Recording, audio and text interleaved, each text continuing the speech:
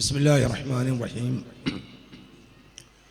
അൽഹംദുലില്ലാഹി റബ്ബിൽ ആലമീൻ. വസ്സലാത്തു വസ്സലാമു അലാ അഷ്റഫിൽ മുർസലീൻ മുഹമ്മദിൻ വഅലാ ആലിഹി വസ്വഹ്ബിഹി അജ്മഈൻ. അമ്മാ ബഅദ്. നമ്മുടെ ഈ പരിപാടിക്ക് സ്വാഗതം ആശംസിച്ച അൽഫിത്ര സ്ഥാപനത്തിൻ്റെയും ദാറുൽ അൻസാറിൻ്റെയും അഡ്മിനിസ്ട്രേറ്ററും പ്രിൻസിപ്പലുമായ ബഹുമാന്യ വ്യക്തിത്വം ഷരീന CM, ഇതിൻ്റെ അധ്യക്ഷ സ്ഥാനം വഹിക്കുന്ന ആനപ്പറ്റൽ ചാരിറ്റബിൾ ട്രസ്റ്റിൻ്റെ ചീഫ് അഡ്മിനിസ്ട്രേറ്ററും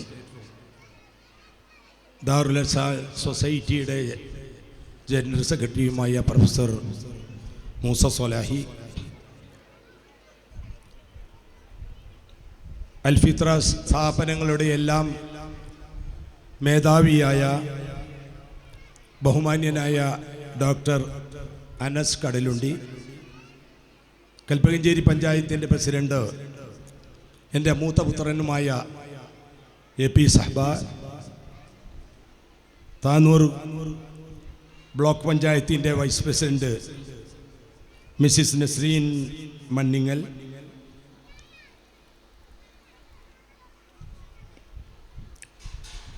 ഡയസോൺ എഡ്യൂ ഗ്രൂപ്പിൻ്റെ ഡയറക്ടർ ബഹുമാന്യനായ സിറാജ് മാസ്റ്റർ,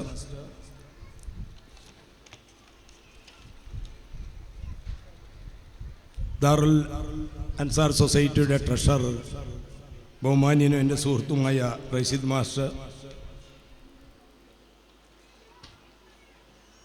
അൻസാർ സ്ഥാപനങ്ങളുടെ ജനറൽ സെക്രട്ടറി പാറയിൽ അഷ്റഫ് സാഹിബ്, ദാറുൽ അൻസാറുള്ള സംഘത്തിൻ്റെ സെക്രട്ടറി ബഹുമാന്യനായ കുഞ്ഞി മുഹമ്മദ് മാസ്റ്റർ, ദാറുൽ അൻസാർ സൊസൈറ്റി മെമ്പർ ബഹുമാന്യനായ CP മുഹമ്മദ് അനീഫ,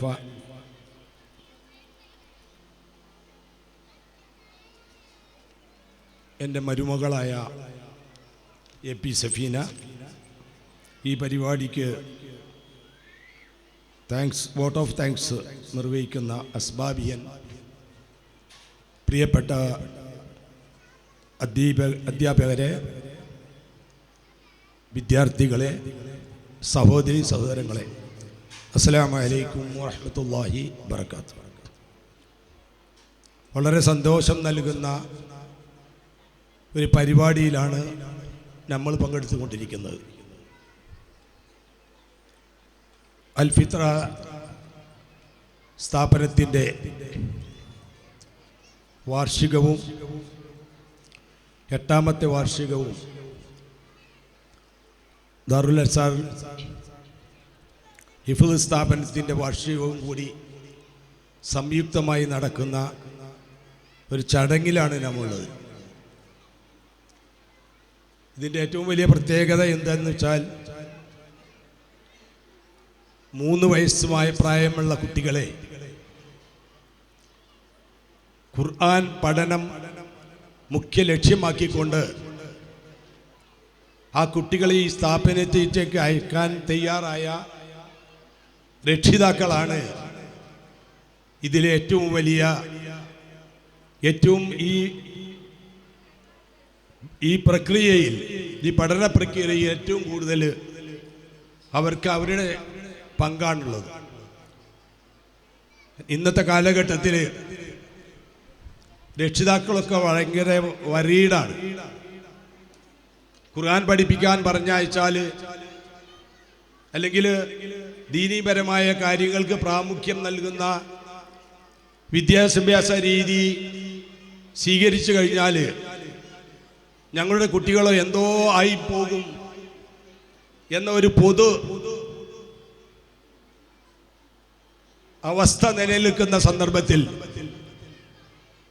അതൊന്നും കാര്യമാക്കാതെ ഖുർആനിക പഠനത്തിലൂടെ കുട്ടിയെ 3 വയസ്സ് മുതൽ ഖുർആനിന്റെ തണലിൽ കുട്ടിയെ വളർത്തിക്കൊണ്ടുവന്നാൽ ആ കുട്ടിയെ ഏറ്റവും നല്ല പൗരനാക്കി മാറ്റിയെടുക്കാൻ സാധിക്കും.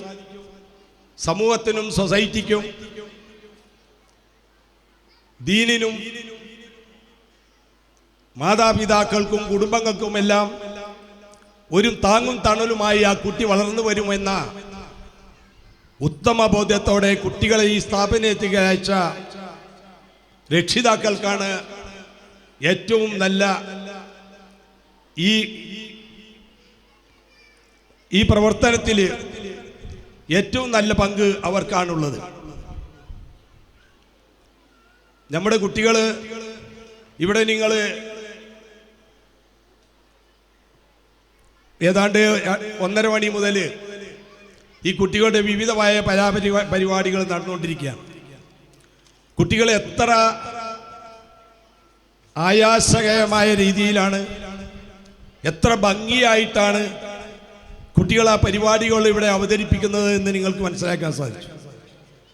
മാത്രമല്ല, ഈ പ്രോഗ്രാമിന്റെ തുടക്കത്തിൽ കുട്ടികൾ നടത്തിയ ഖുർആൻ പാരായണം അത് നിങ്ങൾ ശ്രദ്ധിച്ചിട്ടുണ്ടാവും. എത്ര സൗന്ദര്യത്തോടു കൂടി കുട്ടികൾ പാരായണം ചെയ്യുന്നു.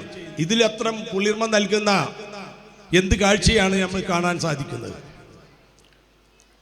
നമ്മുടെ കുട്ടികൾ ഇവിടെ നിന്ന് വരുന്ന കുട്ടികൾ അൽഫിത്ര സിലബസ് അനുസരിച്ചുകൊണ്ട് ദിവസേന അവർക്ക് ആവശ്യമായ നിത്യേന ജീവിതത്തിൽ കൊണ്ടു നടക്കേണ്ട എല്ലാ പ്രാർത്ഥനകളും അവർ ഈ കാലഘട്ടത്തിൽ ഇവിടെ നിന്ന് പഠിച്ചു വരുന്നു. അതോടൊപ്പം തന്നെ ഇവിടെ ഇന്ന് ഈ 28 കുട്ടികൾ ഇവിടെ നിന്ന് ഇന്ന് ഖത്മുൽ ഖുർആൻ അത് സ്വീകരിക്കുകയാണ്. ഖുർആൻ ഏത് ഭാഗത്തു നിന്നും അനായാസകരമായി പാരായണം ചെയ്യാൻ പരിശീലിപ്പിക്കപ്പെട്ട കുട്ടികളാണ് ഈ 28 കുട്ടികൾ. നിങ്ങൾ ഈ സ്റ്റേജിൽ വെച്ച് ആ കുട്ടികളുടെ എല്ലാം പ്രായം നിങ്ങൾ കണ്ടിട്ടുണ്ടായിരിക്കും. നമുക്കൊക്കെ മക്കളുണ്ട്, പേരക്കുട്ടികളുണ്ട്, അല്ലെങ്കിൽ പേരക്കുട്ടികളുടെ പേരക്കുട്ടികളുണ്ട്.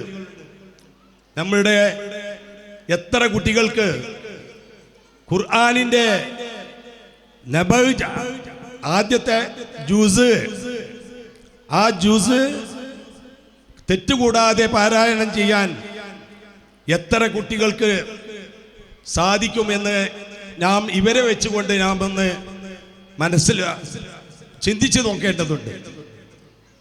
നാം ഭൗതികമായ ഒരുപാട് വിദ്യാഭ്യാസം ലക്ഷ്യം വെച്ചുകൊണ്ട് കിൻഡർ ഗാർഡനിലേക്കും മോണ്ടിസോറി സംവിധാനത്തിലേക്കുമൊക്കെ നമ്മൾ കുട്ടികളെ പറഞ്ഞു വിടുമ്പോൾ ഈ രംഗത്ത് ഖുർആൻ പഠന രംഗത്ത് നമുക്ക് നാളെ സാക്ഷിയായി വരുന്ന ഖുർആനിനെ പഠിക്കുന്ന രംഗത്ത് നാം എത്രമാത്രം അലംഭാവമാണ് കാണിക്കുന്നത് എന്ന് ഈ കുട്ടികളെ മനസ്സിൽ കണ്ടുകൊണ്ട് നാം സ്വന്തം മനസ്സ് സാക്ഷിയോട് ചോദിക്കേണ്ടതുണ്ട്.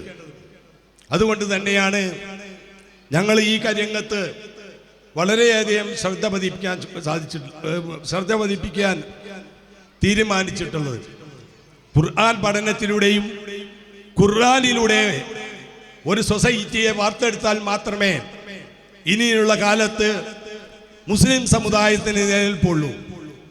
പല രംഗങ്ങളിൽ നിന്നും പല ഭാഗങ്ങളിൽ നിന്നും വളരെ ശക്തമായ എതിർപ്പുകൾ മുസ്ലിം സമൂഹം നേരിട്ടുകൊണ്ടിരിക്കുമ്പോൾ അതിനെ പ്രിവെന്റ് ചെയ്യാൻ, അതിന് തടയിടാനുള്ള ഏക മാർഗം ഖുർആൻ മാത്രമാണ്. ഖുർആൻ പഠിച്ചാൽ മാത്രം പോരാ, ഖുർആൻ ഓതാൻ പഠിച്ചാൽ മാത്രം പോരാ. ഖുർആൻ ഓതാൻ പഠിക്കുന്നത് കൊണ്ട് പുണ്യമില്ല എന്നല്ല ഞാൻ പറയുന്നത്.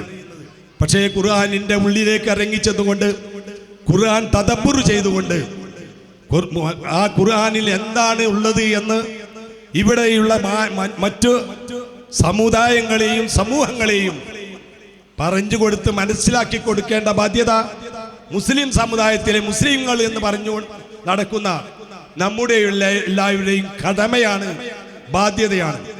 ആ ബാധ്യത നിർവഹിച്ചാൽ മാത്രമേ നമുക്ക് ഇനിയുള്ള കാലത്ത് നിലനിൽപ്പുള്ളൂ.